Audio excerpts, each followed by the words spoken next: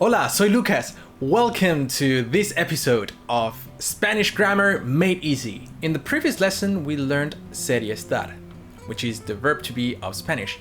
And now we're going to keep learning that, but now we're going to learn it with the plural form. So that means we, you guys, and them. So before we jump in, I want you to please subscribe to this channel.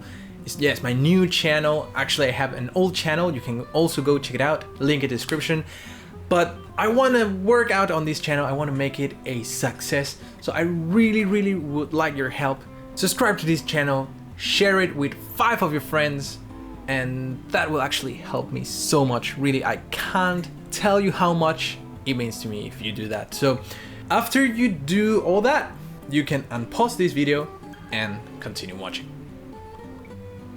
Do you do it? Okay, let's go. Ser y estar, part 2, level 2. So this is the table for ser y estar. So remember, we have nosotros, ustedes, ellos y ellas. That means we, you, and them. For us, we use somos for something permanent and estamos for something temporary. And you realize that for something temporary, everything has the root, the similar root, which is está. Estamos, están. For singular is estoy, estás. All right, so that's a way you can remember.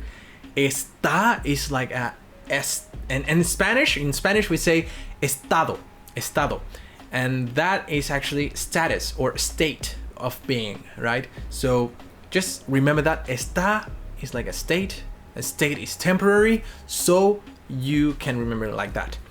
So okay, somos, estamos, that's for us. Ustedes son, ustedes están. Ellos y ellas son, ellos y ellas están. So actually we can simplify this table a little bit. Actually, ustedes, ellos y ellas, they all use the same verb. So it's simple, you just need to remember 4 of them. So nosotros somos, nosotros estamos, and all the rest are son and están. All right? So pause the video, learn this table, memorize it, and let's go to the exercise. Remember to let me know in the comments how many you got correct this time.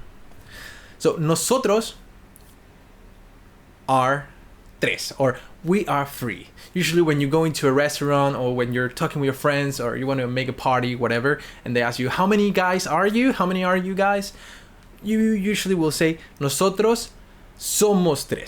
When you're saying how many are we use the permanent verb to be, which is nosotros somos. Nosotros somos 3 in this case. We are 3. Nosotros afuera. Nosotros something afuera. We are outside. So hey man, open up. We are outside. Whenever we're talking about being in a location, being on a place is actually very easy to move around. Like I can go from A to B relatively easily. So we always use estamos. So nosotros estamos afuera. We are outside. So estamos afuera. Oye, abre. Estamos afuera. Hey, open up. We're outside. All right.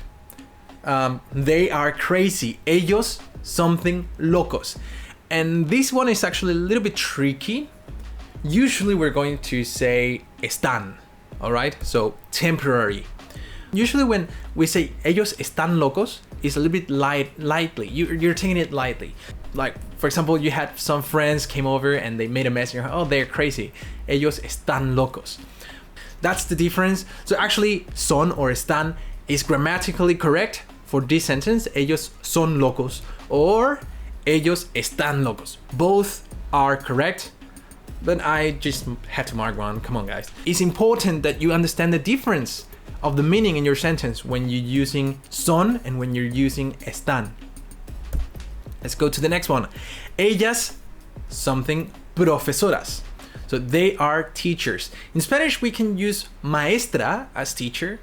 We can also say profesora, depend on what country you're speaking in. For example, I come from Chile. So in Chile, we seldomly say maestra, we usually say profesora. All right? And in English, I know that's translate more closely to professor, which usually you associate with someone who gives lectures in a university. But in Spanish, every teacher is also a profesora. So they are teachers. They already got their degree. Like, you're not going to take them away from them, at least that easily. So we say, ellas son profesoras. Ellas son profesoras. Now, you guys, ustedes, you guys are tired. You guys, something cansados. Cansados is tired, and it's a feeling, right? You feel tired. You feel tired, so we usually use están. Ustedes están cansados. Like, in this moment, you guys are tired. So, ustedes están cansados. And last one, I guess. Ustedes something estudiantes. Estudiantes is very similar to the word in English, students, right? It can be primary school student or university students, it doesn't matter, students. Ustedes son estudiantes. Yeah, you can stop being a student once you graduate, but student is something that you are, right? You're like, it's not a state that you're currently like, oh, I'm feeling like a student. No, you are a student, right? That's your permanent status right now. So we use son. Ustedes son estudiantes. And that's it. So now we finish Serie Estar. On the next video, we're going to be checking out regular verbs, which is something that a lot of people give up on when learning Spanish. Trust me, guys, with me, you're not going to give up on it. I will try my best to make it fun and easy to learn. So stay around for when I upload the next video. It should be coming out soon. And in the meantime, make sure you subscribe to my channel, like this video, and share it with your friends. That would really help me a lot.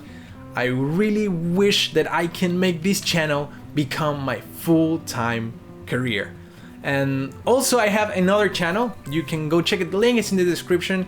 I'm going to upload more daily stuff on that, like vlogs and things like that. Maybe some tips for learning languages. And you will get to know me a little bit more if you follow that channel. So guys, again, thank you so much. Practice what we just learned. Try to create your own sentences and put them in the comments so that we can share. If you have any questions, also let me know. And I will see you all on the next video. Adios. Peace.